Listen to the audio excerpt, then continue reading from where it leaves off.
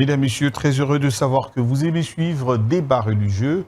Débat religieux, une émission d'échange autour de dogmes qui doit être le point de rencontre justement ou des discordes de toutes les religions. Et cela que les Romains s'empoignèrent. Autant de questions qui valent leur pesant d'or en ce qui concerne le domaine de la religion, dans la praxis, par exemple, du port, des talit et de kippa. Il faut qu'il y ait de raisons fondamentales qui poussent les gens aujourd'hui dans le christianisme à les porter. Que dit-on lorsque nous voyons un pasteur, un prophète, un docteur, enseignant de la parole, un évangéliste porter lors de son service sacerdotal de talit ou de kippa, cet habit ou ce chapeau pendant qu'il est en service.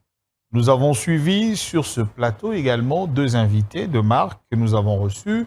En premier lieu, c'était le docteur Wilson Maniema qui nous a parlé justement du danger de l'humanisme par rapport à tout ce qui arrive aujourd'hui, le judaïsme qui s'est infiltré au sein de l'Église, du christianisme. Il a été suivi du prophète Placide Massessé qui également en a parlé. Tous deux sont écrivains et ils ont écrit de livres quant à ceux. Aujourd'hui, pour vous, nous recevons également un autre invité spécial. Il vient tout droit de la Confédération de Suisse. Il habite Genève. Il s'agit du docteur, en d'autres termes, dans ces enseignants de la parole. Il s'agit du docteur Ituku Elangi Botoy. Il faudrait bien prononcer ce nom dans la langue mongo, il faudrait dire Ituku Elangi Botoy. Donc, on est avec lui sur ce plateau. Il est docteur des Saintes Écritures. Il est diplômé de l'Institut biblique de l'Université hébraïque de Jérusalem.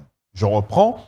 Il est docteur des Saintes Écritures et diplômé de l'Institut hébraïque de l'Université diplômé plutôt de l'Institut biblique de l'Université hébraïque de Jérusalem.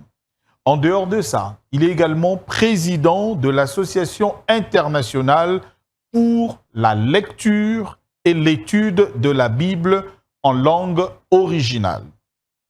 AILEB en sigle, et c'est là depuis 2015. Il est docteur de la parole depuis 1986. Docteur Ituku, bienvenue sur ce plateau de Débat religieux. Merci beaucoup. Vous vous portez bien? Très bien, par la grâce de Dieu. Vous avez également d'autres casquettes, hein, je peux le dire, vous êtes docteur en droit, vous faites beaucoup de choses, vous êtes fonctionnaire international également, et spécialement, vous avez accepté de venir ici à Kinshasa pour ce plateau spécial de Débat religieux. Vous avez suivi dans notre YouTube, notre TikTok, les différents invités qui sont passés. Vous enseignez la parole du Seigneur depuis 1986. Vous êtes président de cette association sur la lecture et l'étude de la Bible en langue ancienne, donc l'araméen, l'hébreu et le grec. Les trois langues fondamentalement dans lesquelles les Saintes Écritures ont été écrites. Exactement. Et il faudrait qu'une exégèse de qualité soit faite pour que nous retrouvions le vrai contexte dans lequel les Écritures, dans ces langues, ont été écrites. J'ai suivi un écrivain et un grand théologien dire aussi, dans les langues anciennes, les Écritures n'ont pas de faute. Et c'est dans les traductions d'autres langues que nous retrouvons quelques écailles, mais lorsque nous faisons les exégèses, ça nous permet d'avoir la pensée originale. Exactement. Comment vous allez? Comment vous vous portez? Je me porte très bien par la grâce des dieux. Je suis ici à Kinshasa depuis le samedi 8 avril et je vais repartir par la grâce des dieux à Genève le lundi 17. Donc, je me porte très bien, je suis au pays. Je suis venu dans un autre cadre, hein.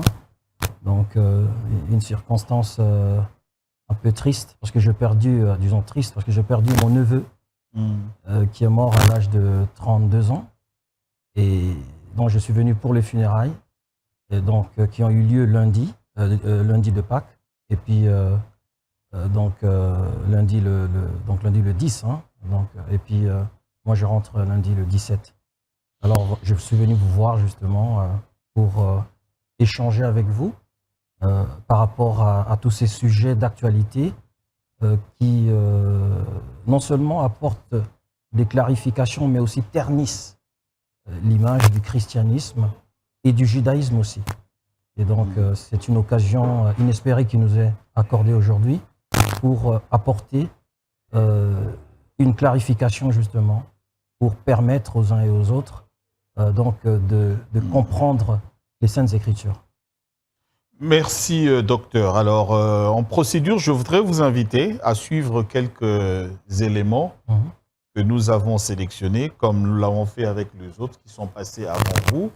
Les images de pasteurs qui portent des talits, également de prières que les gens font autour de l'étoile qu'on appelle l'étoile de David, le matin de David, ouais. Le troisième œil, et puis également on parle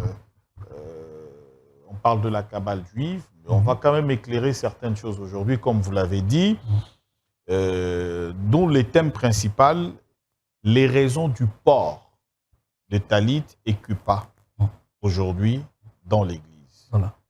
On va suivre ensemble et nous allons revenir.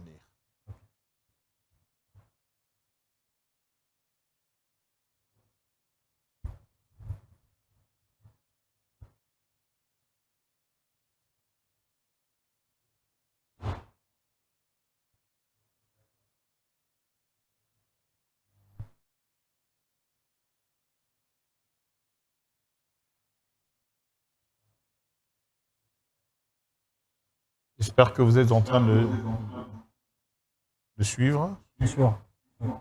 Ouais.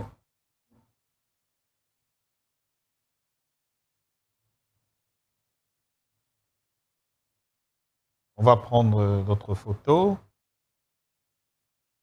Il y a également la corne. Ouais, c'est le chauffard. Le chauffard. On va évoluer avec le réalisateur. On se couvre pratiquement avec ça.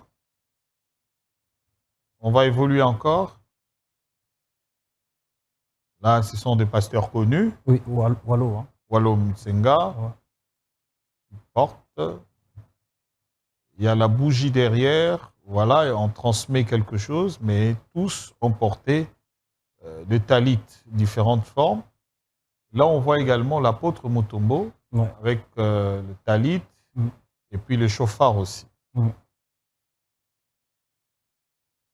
Et là, c'est une cérémonie en talit, vous le voyez, kippa également, et puis autour des lumières, de bougies. Ouais. Là, vous voyez, c'est le Big Prophet. Et comment il est habillé. Voilà. Vous le voyez également, il est là. Voilà. On va suivre quelques vidéos, 2 ou 3 vidéos. Et puis, on va suivre aussi un pasteur connu, Sonny Kafuta, qui dénonce. Ouais. J'ai suivi. Voilà. On va suivre ça également. Puis on va revenir sur le plateau. C'est pratiquement une procédure pour nous permettre aujourd'hui d'évoluer. Une génération, de donner des détails, de parler de famille, de connaître et de sonder. L'étoile et tout. On va suivre.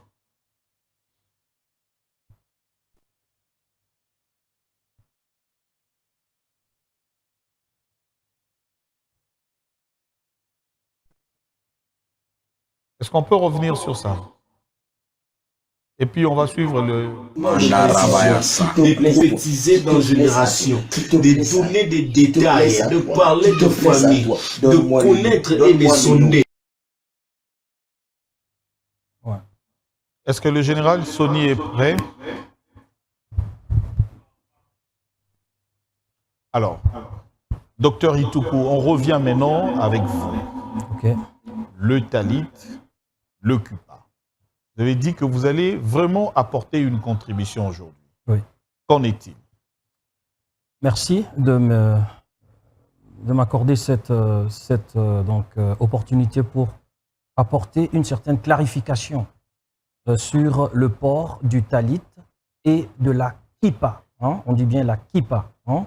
Alors, donc, par rapport au talit, d'abord, le talit, c'est quoi? Pour définir ce terme, donc, c'est un terme judéo-araméen qui signifie tout simplement habit. Habit, tout court. Vous ne trouvez pas dans toute la Bible, depuis la Genèse jusqu'à l'Apocalypse, le mot talit. Ça ne s'y trouve pas. Le mot talit, ça ne se trouve pas dans la Bible.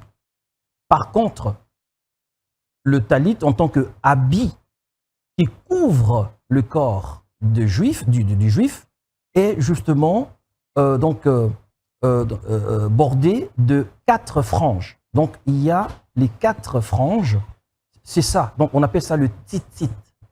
Le juif ne portait pas habituellement les habits ou un habit comme tous les autres peuples. Les juifs, où le talit était spécifique quand le juif le portait. Le juif portait, et jusqu'aujourd'hui, il porte le talit pour prier avec. Parce que le talit, justement, j'allais y arriver, c'est un châle de prière. On appelle ça châle de prière. Comme un chapelet, une chaîne de prière. Oui, voilà, c'est un habit rituel. D'accord. Voilà. Donc, un habit rituel. Oui, dans le rituel juif, il y a le talit. Parce qu'un juif ne peut pas prier sans mettre le talit. Très bien. Alors, le talit, justement, c'est cet habit qui le couvre. Mais l'importance du talit est accentuée par le fait qu'il y a de tzitzit ou des franges. Des franges, oui, justement. Et ça, c'est dans la Torah, justement. C'est dans la Torah. Parce que dans la Torah, et même dans la Torah, c'est-à-dire dans le Pentateuque. Dans le Pentateuque, et même dans les prophètes aussi, et même dans le Nouveau Testament, il y en a aussi. Alors, donc, les 4 franges, c'est Dieu qui a dit à Moïse, il a dit à Moïse de confectionner les 4 franges, hein, donc au bord des habits, que les Juifs vont porter. On peut lire les Écritures. On peut lire, parce vous que pouvez prendre... Vous êtes enseignant, vous êtes voilà, docteur. Exactement. Okay. Vous pouvez prendre Deutéronome chapitre 22, verset 12. Vous allez voir la prescription donnée par Dieu lui-même à Moïse. Et donc, où il lui dit, tu mettras des franges aux 4 coins du vêtement dont tu te couvriras. Voilà. Ok. Tu mettras de franges aux 4 coins du vêtement dont tu te couvriras. Dont tu te couvriras. Exactement. Et puis, si vous prenez aussi, dans le livre de Nombres, au chapitre 15, verset 38 à 39, vous allez trouver la même chose. Ok. Donc, alors, le but, c'est quoi ici? Dans Nombre 15, 38, 39, Dieu leur dit que vous allez mettre aussi, vous pouvez le lire, hein, donc, allez-y. Donc, je n'ai pas la Bible donc, avec moi ici. Allez dans Nombre 15, 38, 39, vous allez voir justement cette prescription donnée par Dieu à Moïse de confectionner les franges au bord des habits que les Juifs vont porter. Et Dieu a dit aussi qu'ils ajouteront, quelque chose de couleur bleue pour leur rappeler les commandements. C'est-à-dire que lorsqu'ils porteront cela, lorsqu'ils veulent pécher, alors en regardant justement ces franges, ils vont se rappeler tous les commandements que Elohim leur a donnés. Et donc, ils ne vont pas pécher. Donc, le talit, justement, c'est-à-dire l'habit qui contient les 4 franges, constitue un habit rituel que les Juifs mettent lorsqu'ils font la prière. Et surtout la prière du matin. Parce que les Juifs ont 3 sortes de prières. Il y a la prière du matin, qu'on appelle shacharit, donc c'est le matin, à l'aube, ils mettent ça. Et puis, il y a la prière de midi et la prière du soir. Très souvent, c'est dans la prière du matin qu'ils mettent ça. Hein, donc, ils se couvrent justement du talit. Alors, donc, quand certains pasteurs disent que c'est biblique, ici, on voit que c'est biblique dans la mesure où on trouve la prescription donnée par Elohim à Moïse de mettre des 4 franges. Et bien voilà, donc comment ils ont confectionné justement cet habit rituel et qui est porté depuis le temps donc du judaïsme ancien jusqu'au temps du Seigneur Jésus, parce que Jésus aussi a porté le talit. Il a porté le talit.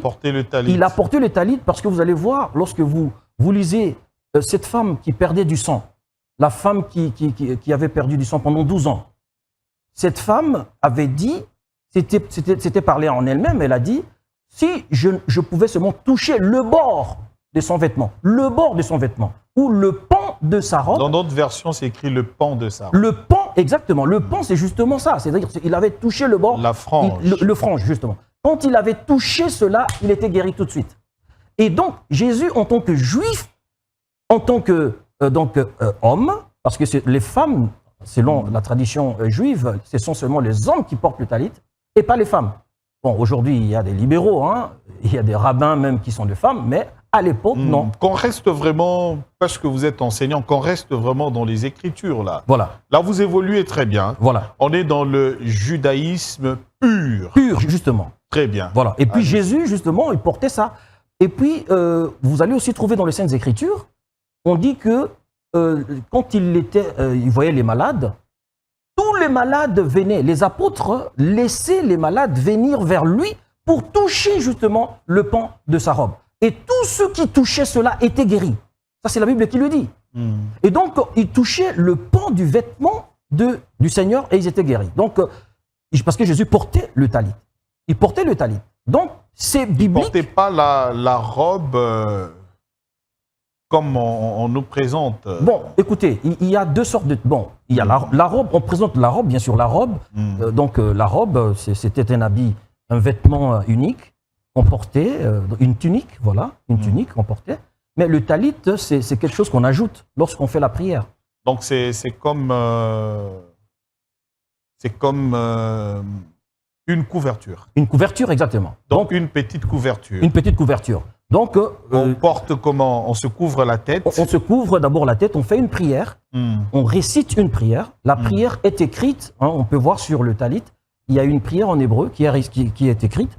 Et il récite cette prière, après il se couvre d'abord, donc il se couvre complètement, après ils ouvrent et puis ils mettent sur la tête, et puis ils peuvent descendre jusqu'ici, et puis voilà, ils commencent à faire la prière. Donc c'est rituel, ça, dans le judaïsme. Dans le judaïsme pur, ça c'est un habit rituel, et ils le font parce que moi j'ai...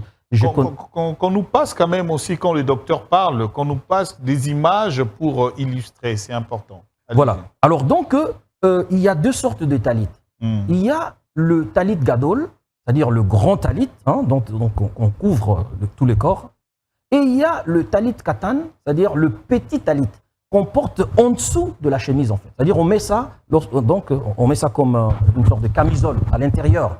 Et il y a justement de franges aussi, si vous voyez des juifs, il y a donc de franges qui sortent, en fait. Il y a combien de franges? Alors, il y a normalement, il y a 4 franges.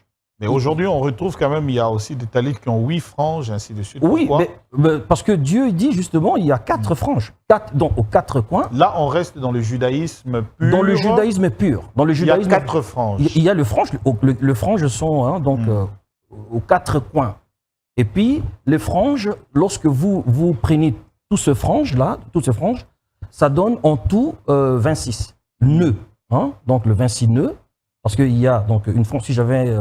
le talit ici, j'allais vous le démontrer. En bleu maintenant. Oui. On illustre, ingénieur s'il vous plaît, veuillez vraiment illustrer, c'est important. Alors, donc, si je vois ça, je peux expliquer justement. Donc, les franges se trouvent aux 4 coins du talit. Ils se couvrent du talit, et puis il y a les 4 coins, il y a le nœud qui sont là, qui vont qui dépassent un peu donc ce niveau.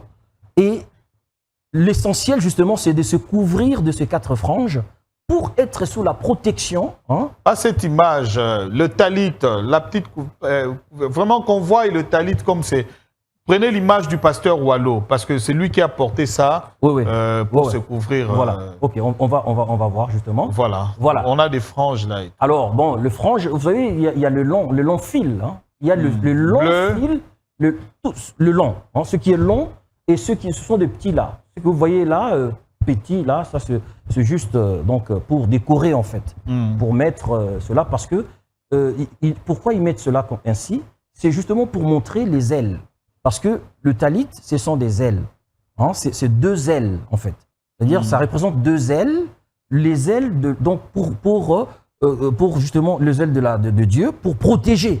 Donc, les ailes de la protection. Voilà pourquoi ils font ça comme, justement, les ailes d'un aigle ou bien d'un oiseau. Parce que c'est ça le terme. En hébreu, on dit kanaf. Kanaf, c'est l'aile, en fait.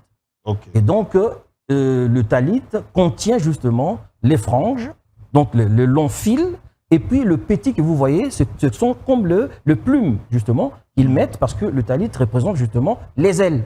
Ok, d'accord. On se couvre des ailes, donc de Dieu, pour faire la prière. Donc on se consacre à Dieu pendant ce moment particulier, et on est vraiment concentré qu'on appartient à Dieu, le joug de Dieu est sur soi, et on prie justement pour pratiquer le commandement prescrit par Dieu. Et quand vous priez, vous touchez les franges, c'est pour vous rappeler que Dieu est saint. Il faudrait que vous sortiez du péché, n'est pas péché. Exactement. Mais Dieu dit qu'on peut le regarder. En regardant tout simplement, en regardant, alors là, on doit fuir le péché. Mais on peut aussi toucher, bien sûr. Et donc voilà pourquoi il regarde, tantôt il touche aussi. Très bien. Donc on garde le résumé selon lequel c'est cet habit-là, il reste dans le rituel du judaïsme pur pour la prière. Exactement. On se couvre la tête, on se couvre les épaules, on balance et puis on peut, pendant qu'on commence la prière, on laisse ça sur les épaules. Exactement. Il y a encore un deuxième,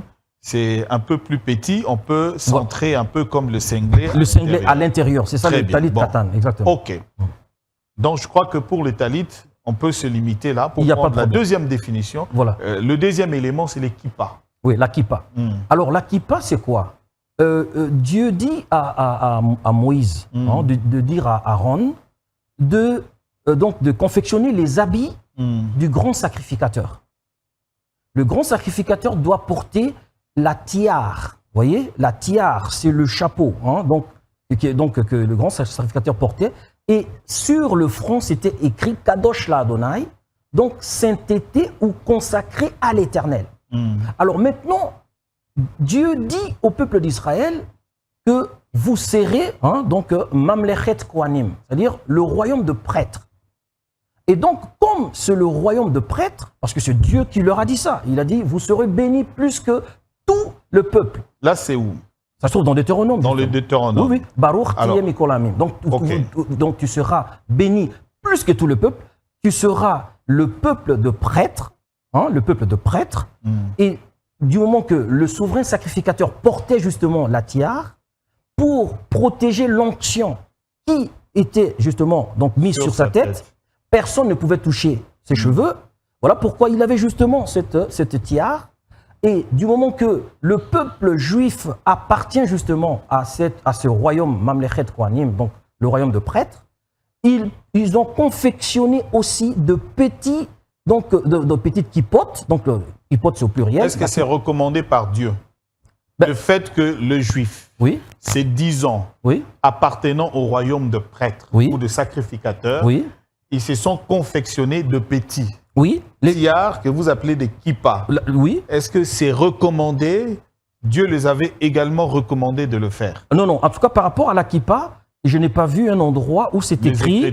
C'est écrit qu'il faut porter. Non, que la kippa, qu'il faut confectionner la kippa pour les autres. Non, mais ils l'ont pris par rapport à la coutume. Par rapport au grand sacrificateur. Parce que le grand sacrificateur, il porte justement un chapeau, il porte la tiare. Mais eux, ils appartiennent justement au peuple de prêtres. Et pour distinguer le peuple juif des autres peuples, voilà pourquoi le peuple de prêtres doit mettre justement une kippa, une petite sur la tête, une calotte sur la tête. Parce que tous les juifs justement constituent le peuple de prêtres. Quand le grand prêtre, le souverain sacrificateur, portait la tiare, le kippa, pour protéger l'onction qui était sur sa tête. C'est Dieu qui avait recommandé. Oui.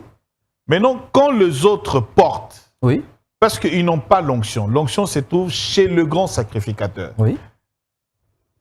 Ça va à l'encontre de ce que Dieu a dit, ou ils font à leur manière. Non, ça ne peut pas aller à l'encontre parce que vous avez, dans un des psaumes, je crois que c'est le psaume, je crois, c'est un des psaumes, je crois que dans un des psaumes où on dit, voilà, le psaume 133 justement.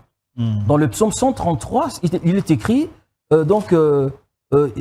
voici qu'il est doux, il est agréable pour le faire de demeurer ensemble, et puis on parle justement, c'est comme l'onction qui descend sur la tête d'Aaron et ça va sur la barbe et sur ses vêtements. Et donc cela représente le peuple d'Israël tout entier. C'est-à-dire que l'onction du grand prêtre va aussi descendre sur tout Israël. Et donc tout Israël en tant que peuple de prêtres s'est confectionné aussi cette petite, cette calotte que chaque juif mâle, puisque chez eux c'est les hommes qui officient, devraient justement porter. Et donc ça c'est une pratique de leur religion. Donc ça c'est, docteur, parce qu'on porte des éclaircissements. Cette façon de dire que ça se transmet aussi cette onction sur le peuple, oui, c'est une interprétation ou c'est le vrai contexte des Écritures? Quand il faudrait faire maintenant les exégèses. Oui. Parce que vous êtes quand même président de cette association, de l'étude des langues... de la Bible en langues originales. De la Bible, des langues originales. Oui. Alors, lorsqu'il faudrait vraiment faire l'exégèse de cette parole, ça vous donne cette interprétation? Ça me donne cette interprétation parce que Aaron, c'est le grand prêtre. Et comme Aaron était le grand prêtre, le psaume 133 parle de cette unité. Demeurer ensemble, ce n'est pas seulement comme nous demeurons ensemble ici, mais demeurer ensemble à plusieurs contextes. Et du moment que le peuple d'Israël était choisi pour pratiquer la Torah, pour être la lumière des nations, Elohim leur a dit justement que vous serez la lumière des nations. Et cette lumière des nations, donc c'est tout un peuple qui doit montrer justement cette lumière. Okay. Et donc voilà pourquoi le peuple juif s'est dit toujours qu'il est un. Le peuple juif n'est pas du tout séparé. Ils se le disent tout le temps. Ils sont une seule âme, un seul corps, un seul esprit. Et on verra ça avec le Nouveau Testament, avec l'apôtre Paul, quand il parle du corps du Christ. Nous tous, nous formons le corps du Christ, n'est-ce pas? Christ est la tête. Et nous tous, nous recevons justement de cette tête, nous recevons l'onction de Christ. Voilà. Et donc nous travaillons. Alors, c'est ça, docteur, oui. Quelle relation y a-t-il aujourd'hui? Quelles sont les raisons aujourd'hui dans le christianisme que nous portions les talit et le kippa, alors que c'était dans le judaïsme pur qui n'existe plus aujourd'hui? Je ne sais pas si vous êtes d'accord avec nous. Le judaïsme pur existe jusqu'aujourd'hui. Ça existe. Parce que vous avez aujourd'hui des juifs qu'on appelle d'abord, il y a deux communautés. Donc, quand on parle de la communauté juive ou la communauté israélite, il y a deux groupes. Il y a les Ashkénazes ou les Ashkénazim qui viennent de l'Europe, dans l'Europe, et puis il y a le Sfaradim ou les juifs séfarades qui viennent de la Méditerranée, des pays arabes. Et ces deux communautés existent jusqu'aujourd'hui. Alors, beaucoup de juifs, surtout les Ashkénazim, ce sont des pharisiens, sont des descendants des pharisiens. Très bien. Et donc, ces juifs que vous voyez ici, la plupart ils existent, bien sûr. Mais ils croient au Messie aujourd'hui. Parce que quand on lit les Écritures, le judaïsme pur renvoie pratiquement à attendre le Messie qui doit venir. Ils attendent le Messie jusqu'aujourd'hui. J'ai des amis juifs. Je connais plusieurs juifs, le rabbin et même le grand rabbin, l'ancien grand rabbin de France, Yosef Setruc, donc paix à son âme. Ils ne croient pas au Mashiach, Yeshua. Jésus, c'est notre Messie à nous. Très bien. Mais pour les Juifs, jusqu'aujourd'hui, ils attendent le Mashiach. Et donc, il y a le judaïsme pur aujourd'hui, et eux, leur référence scripturaire, c'est seulement la Torah de Moïse, donc les 5 livres de Moïse, Genèse, Exode, Lévitique, Nombre, Deutéronome, et puis il y a les 21 prophètes qui suivent, hein, donc depuis Josué jusqu'à Malachi, hein, on dit en français Malachi, et puis après il y a les écrits, c'est-à-dire ça commence avec les psaumes jusqu'aux chroniques. En tout, 39 livres qui constituent la Bible juive ou la Bible hébraïque. Merci, docteur. On va évoluer. Vous dites que le judaïsme pur existe aujourd'hui. Oui. Est-ce que ce judaïsme-là vaut-il la peine d'être vécu aujourd'hui par ces juifs, alors que lorsque on lit les Écritures, on parle de l'olivier sauvage et de l'olivier franc, c'est-à-dire l'olivier sauvage, le païen, qui ont été pris pour être greffés à la place de l'olivier franc, qui aujourd'hui, selon les Écritures, est rentré ou frappé d'incrédulité, d'endurcissement. Alors, il y a aujourd'hui en Israël des Juifs qui se convertissent au christianisme, qui croient au Messie. D'ailleurs, je souhaiterais vous rappeler que lorsque vous lisez la Nouvelle Alliance ou le Nouveau Testament, vous allez voir que c'était des Juifs. Mais quand on parle de Pierre, l'apôtre Paul, ce sont des Juifs. Et puis, ils ont cru au Messie. Ce sont des Juifs qu'on appelle des Juifs messianiques, parce qu'ils ont cru au Messie.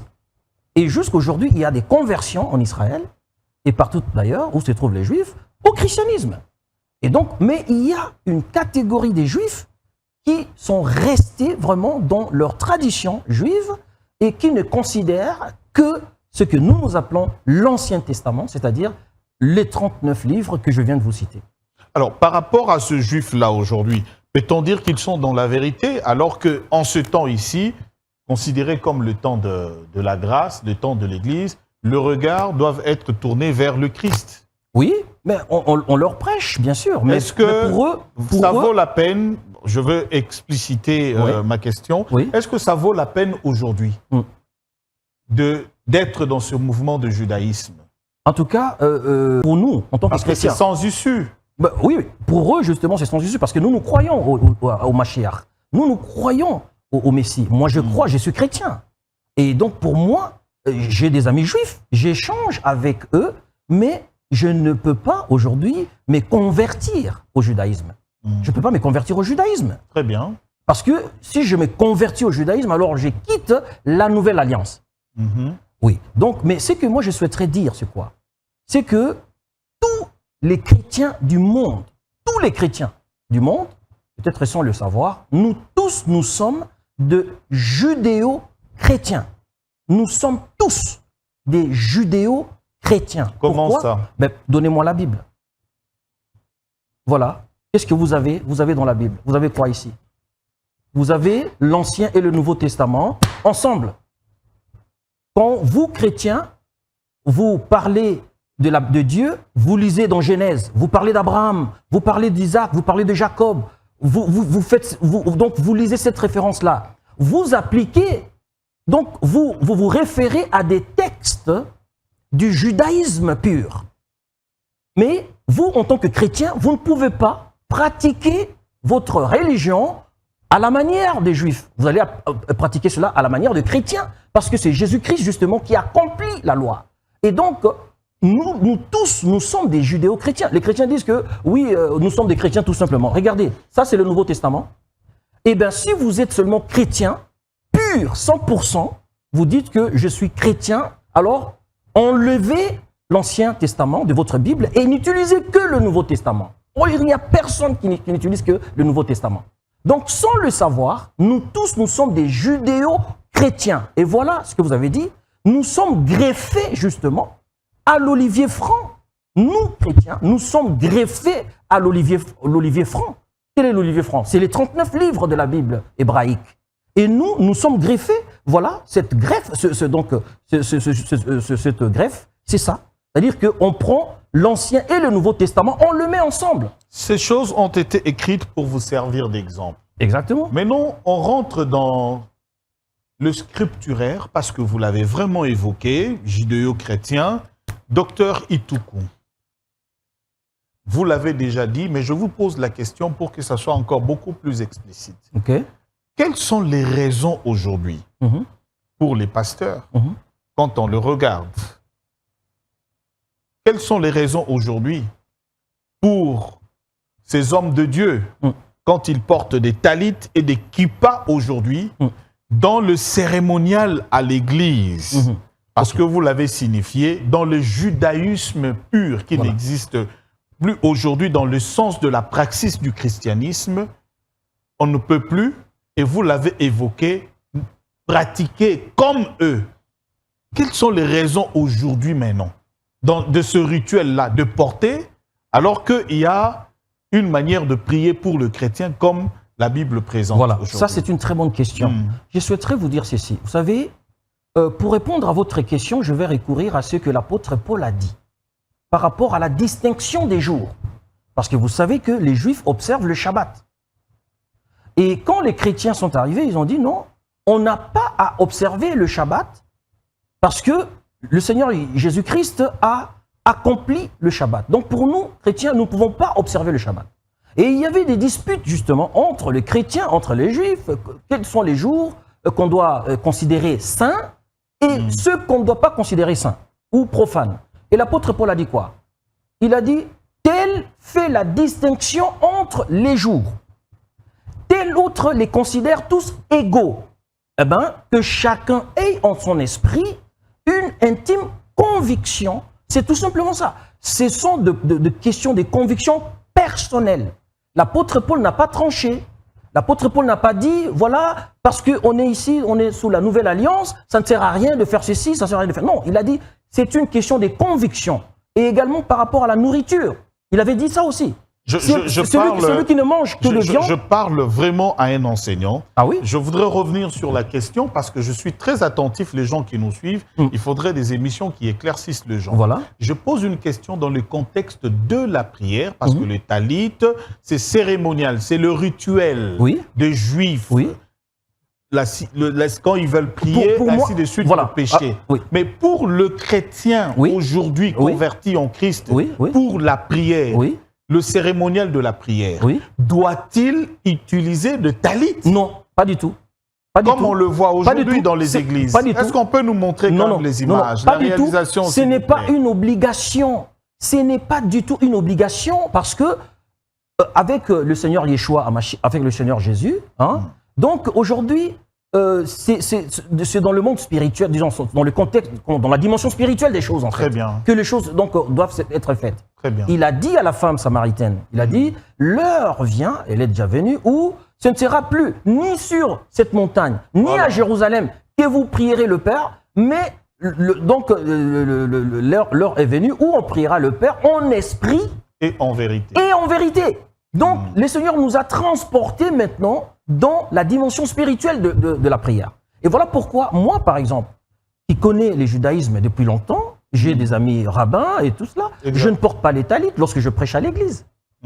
Mais tout est question de conviction, tout simplement. Je ne peux pas non plus empêcher quelqu'un qui, de lui-même, pour se donner lui-même une conscience tranquille, il dit, ok, pour moi, je pense que je peux mettre cela, ça c'est lui. Mais moi, je ne peux pas dire que c'est une obligation. Non. Docteur, éclairer le peuple des dieux. Oui.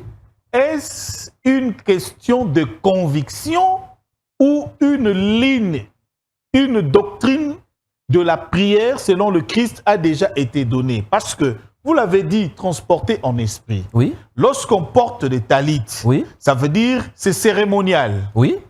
On fait ce que ça veut dire, ça signifie toutes les étapes, et puis on le met sur l'épaule, et puis on porte l'autre comme le cinglet, on le met à l'intérieur. Est-ce que le fait de le faire, ça apporte quoi aux chrétiens? Ça n'apporte rien. Ou ça n'apporte rien du tout. Ou il y a un élément caché derrière ceux qui s'exhibent avec dans le cérémonial pour commencer à le porter, à l'utiliser. Alors là, je voudrais que vous soyez vraiment clair parce que pour moi, vous êtes le talit, sorti de cette université. Voilà, le talit en tant que rituel juif, je n'en ai pas besoin. Très bien. Je n'en ai pas besoin, ça je vous le dis, parce que je prêche comme je suis habillé ainsi, et je ne mets pas de talit. Je n'ai jamais mis de talit à l'église. Et pourtant, j'en ai reçu des cadeaux quand j'étais parti en Israël. J'ai fait 7 fois Israël. J'ai ramené des talits, des kippotes, et tout ça, le rouleau de la Torah, et ils m'ont donné, et j'ai ramené, ça se trouve à la maison.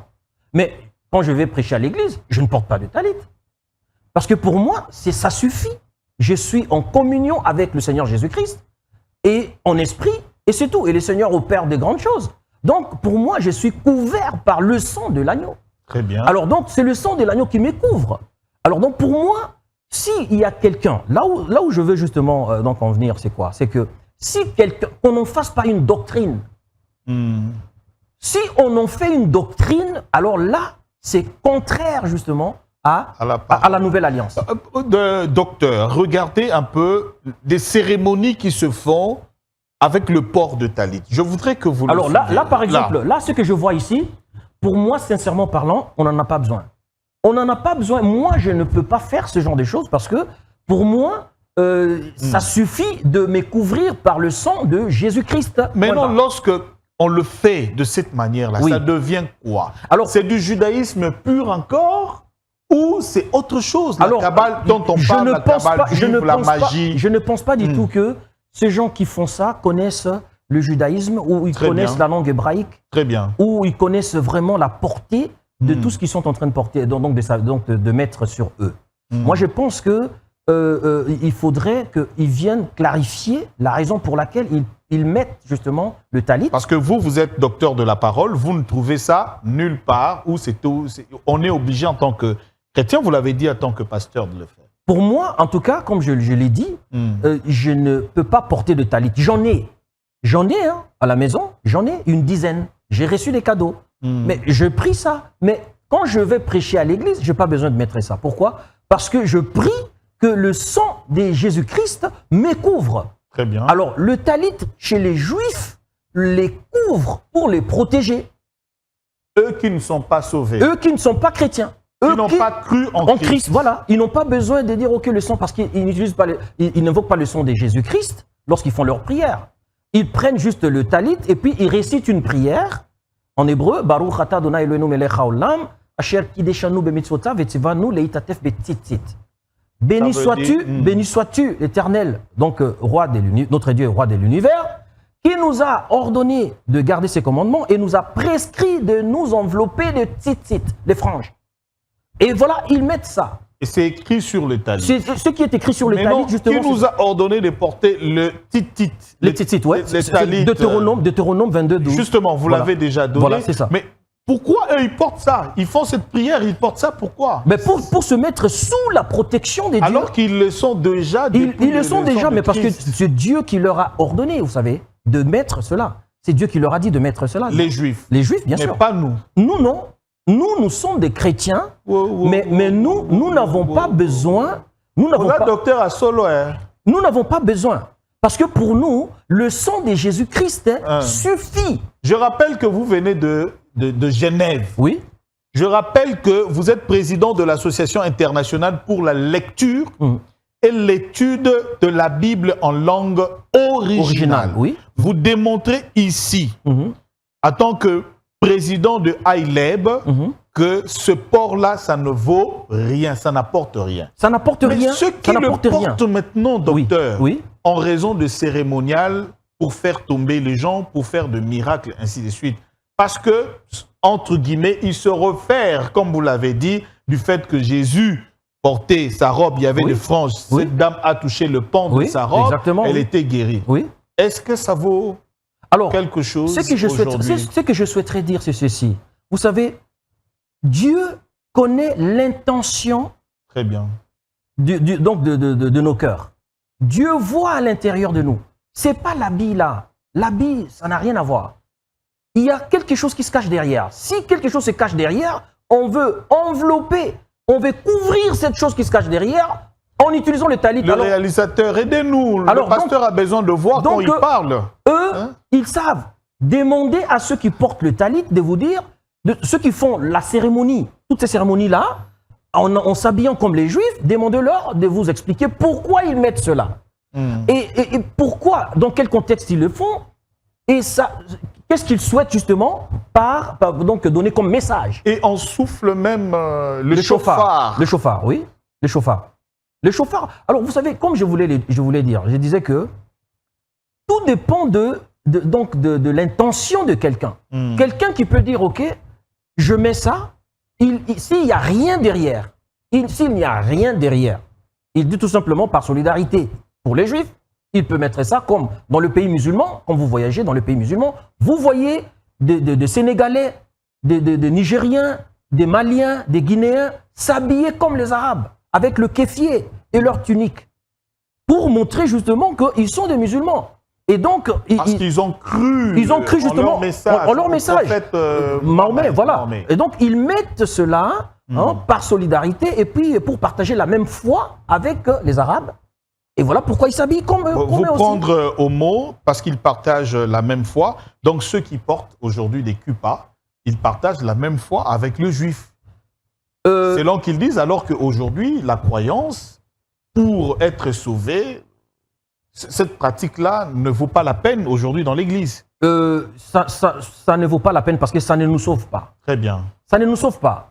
Mais c'est juste, pour moi, je dirais quoi? Comme j'ai dit, nous sommes des judéo-chrétiens, nous tous. Nous sommes des judéo-chrétiens, c'est-à-dire que nous utilisons le patrimoine donc, Abraham, qui est devenu notre père de la foi, qui est également le père de cette descendance exactement. des donc, Israélites. Et toute la Bible, vous lisez les psaumes, vous lisez Ésaïe, vous lisez Jérémie, vous lisez... Donc, le chrétien sont des judéo-chrétiens dans la mesure où ils sont greffés sur l'olivier franc qui est donc la Torah. Et ils bénéficient des promesses, pour l'olivier franc. Exactement. Et ça se réalise également dans leur vie. Dans leur vie aussi, exactement. Et voilà pourquoi, si quelqu'un se dit vraiment en toute sincérité, en toute honnêteté, que, ok, si par exemple je mets une kippa ou je mets un talit, il doit dire, s'il dit que bon, parce que c'est par solidarité avec Israël, s'il dit ça, ça c'est lui. Mais s'il y a d'autres choses derrière, alors là c'est dangereux. Très dangereux. Alors que la Bible dit, l'homme ne peut pas prier Dieu en se couvrant la tête. Ça c'est le Nouveau Testament. On ne peut pas prier Dieu en se couvrant la tête parce que, vous savez quoi? Ok. Pendant l'ancienne alliance, le Seigneur, Dieu, ne s'était pas manifesté pleinement. Très bien. Voilà pourquoi eux, donc, ils devaient se couvrir. Ils se couvraient pourquoi? Parce que le Seigneur, c'était pour montrer que le Seigneur n'était pas manifesté. Mais lorsque Jésus-Christ est descendu, la Bible dit justement que nous avons contemplé sa gloire, comme la gloire du Fils unique venu du Père, pleine de grâce et de vérité. Et donc nous l'avons vu, il est descendu sur nous. Donc on est en face à face, ça ne sert à rien qu'on puisse se couvrir. Ok. Parce que Dieu est déjà dévoilé à travers Jésus. Alors, ça c'est un message direct parce que ce message part de par le monde. Vous avez suivi à partir de Genève et tout. Donc, nous voulons dire à tout ce serviteur de Dieu qui porte le kippa, ça vous sert à quoi de porter des kippas? Dites la vérité au peuple de Dieu. Le docteur Ituku vient de le dire tout à l'heure. Donc, j'aimerais répéter, si vous êtes vraiment serviteur de Dieu, apôtre Mutombo, pasteur Wallo Mutsenga, prophète Emmanuel Lumbu, Joël Francis, tout ce monde, s'il vous plaît, abandonnez ça. Aidez les enfants du Seigneur à aller dans l'essentiel de la foi. Ce qui est important dans la nouvelle alliance, c'est le Saint-Esprit. Parce que Jésus a dit aux apôtres, il a dit aux disciples, il a dit, voilà, le Saint-Esprit vous conduira dans toute la vérité. Il vous révélera des choses. Et moi-même, je serai présent, je vous accompagnerai. Donc, en disant à cette femme-là que l'heure est venue où le vrai adorateur adoreront le Père en esprit et en vérité, Jésus lui-même, il nous a prescrit de ne plus suivre certaines pratiques du judaïsme pur. Donc, il a réformé cette pratique du judaïsme. Et donc, aujourd'hui, moi, en tant que chrétien, je ne peux pas retourner dans le judaïsme pour dire que je dois pratiquer le judaïsme. C'est pas possible. C'est plutôt le christianisme qui éclaire le judaïsme aujourd'hui.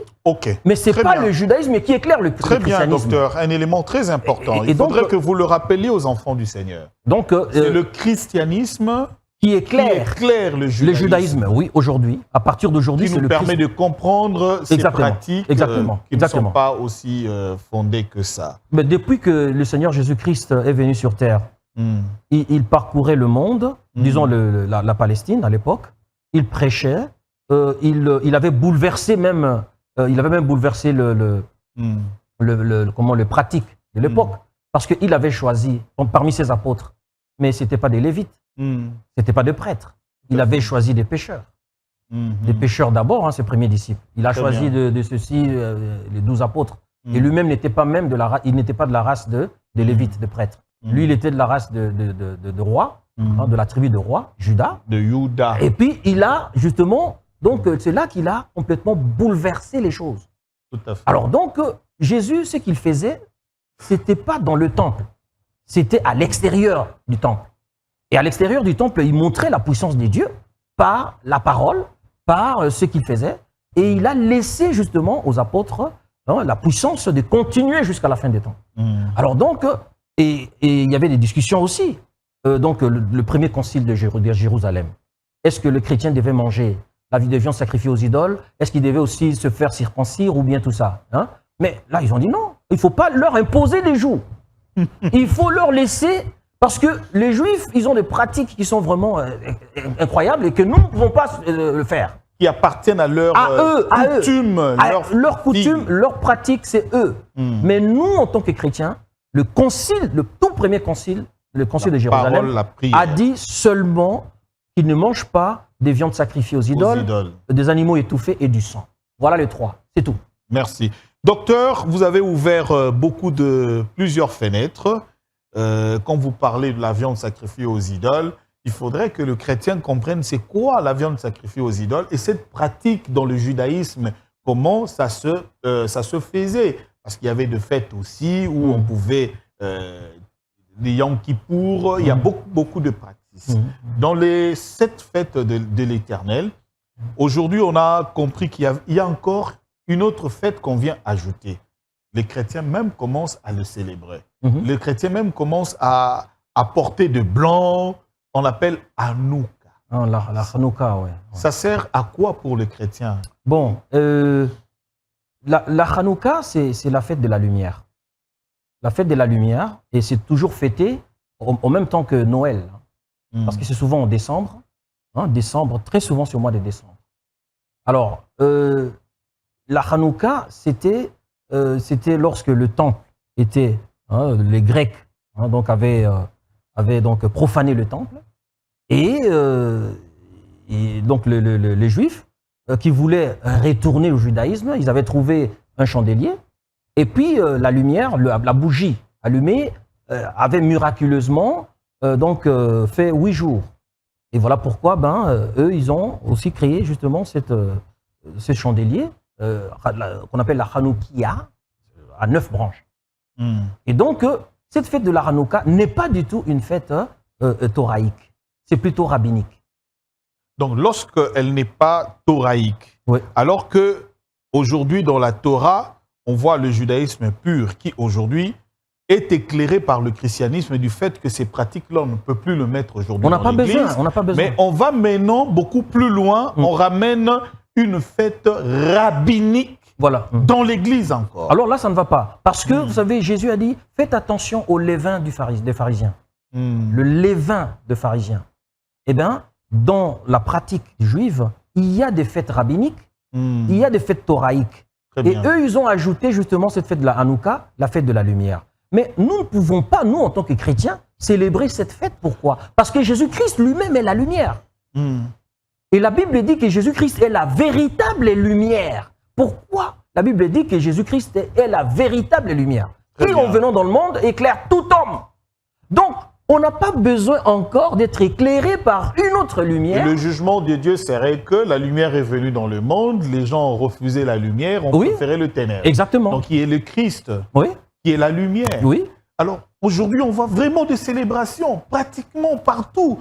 Dans la ville de Kinshasa, les gens s'habillent en blanc, Hanouka, et puis on va sonner le chauffard. Là, c'est un judaïsme, un peu, sincèrement parlant, c'est un judaïsme de mauvais goût. C'est ce qu'on n'appelle pas la Kabbale juive. Bon, la Kabbale juive, vous savez, c'est très dangereux. Il faut faire attention. J'ai regardé tout ce que vous avez montré là.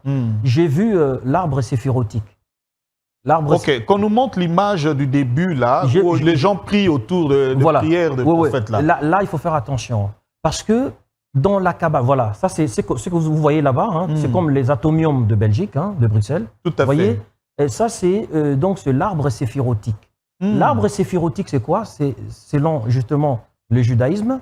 Ça, c'est l'arbre de vie. On appelle ça l'arbre de vie. Et ici, il s'agit des 10 régions, parce qu'il y en a 10 régions hein, donc de l'univers. Parce que Dieu a créé le monde en partant depuis le plus haut jusque dans notre monde ici. Alors maintenant, eux, donc, ils utilisent ça pour obtenir des vertus de chaque région. Parce que chaque région a une vertu. Et donc, ceux qui s'adonnent à ça vont dans le judaïsme, mais il y a des pratiques terribles. Il y a de la sorcellerie, il y a de la magie noire, il y a beaucoup de choses. Donc, beaucoup de gens utilisent ces choses-là vraiment de manière à avoir de la popularité ou accéder à un certain degré de connaissance, je ne sais pas quoi. Même pour l'onction, on va suivre la prière, comment elle est faite. Vous allez imaginer aujourd'hui, les enfants du Seigneur vont comprendre pourquoi les gens doivent utiliser ça. Vous-même qui êtes de l'école, de l'université de Jérusalem, hébraïque, vous avez appris tout ça. Les gens vont dans l'ignorance et sont envoûtés et sont dominés à cause de ça. Wilson, on va suivre la prière, on va vraiment écouter. Aidez-nous, Serge Lokondo, parce que docteur Itoukou est venu vraiment de Genève pour éclairer tout ça. On va suivre ça. Wilson, notre réalisateur, on va suivre ça et le docteur va encore donner quelques éléments de précision quant à ce. De prophétiser dans génération, de donner des détails, de parler de famille, de connaître et de sonner. De prophétiser dans génération, de donner des détails, de parler de famille, de connaître et de sonner. De prophétiser dans génération, de donner des détails, de parler de famille, de connaître et de sonner. Merci. Ça, on n'a pas besoin. Un vrai chrétien aujourd'hui est éclairé par le Saint-Esprit. Il est éclairé par Yeshua HaMashiach, donc Jésus-Christ, notre Seigneur. Il faut voir dans la Bible les actes des apôtres. Vous savez, en grec, on dit praxis ton apostolon. Donc, la pratique des apôtres. Quand on parle des actes, en grec, c'est praxis. Et ça constitue le dogme pour nous. Exactement. C'est-à-dire que on a compilé la pratique des apôtres pour voir comment ils faisaient quand ils priaient.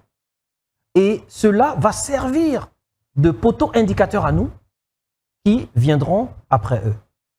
Wilson, alors, vous nous réservez le témoignage du général Sonny Kafuta et cet élément du prophète Diogras. Quand il veut prophétiser, il demande qu'on lui tape 7 fois. Et il dit à quelqu'un, puisque tu as tapé 7 fois, je vais te donner seulement 7 noms.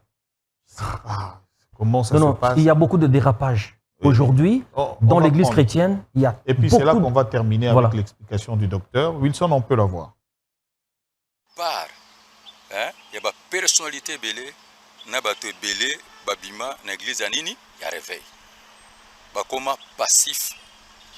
Après yango, naye kosala remise ya pouvoir, parce que nga nazali légaliste, nazali démocrate. Je refusais kosala glissement. Mais moko ya ba raison etindaki ngai, eza po vice-président na ngai Mantundu ayaki kokutana na ngai, ayebisi ngai nasambelela ye, nabatisa ye lisusu, atangi seri ya basali na Nzambe oyo bamemi ye na société secrète moko bazobenga yango kabale juive. Oyo nazoloba batémoin bazali.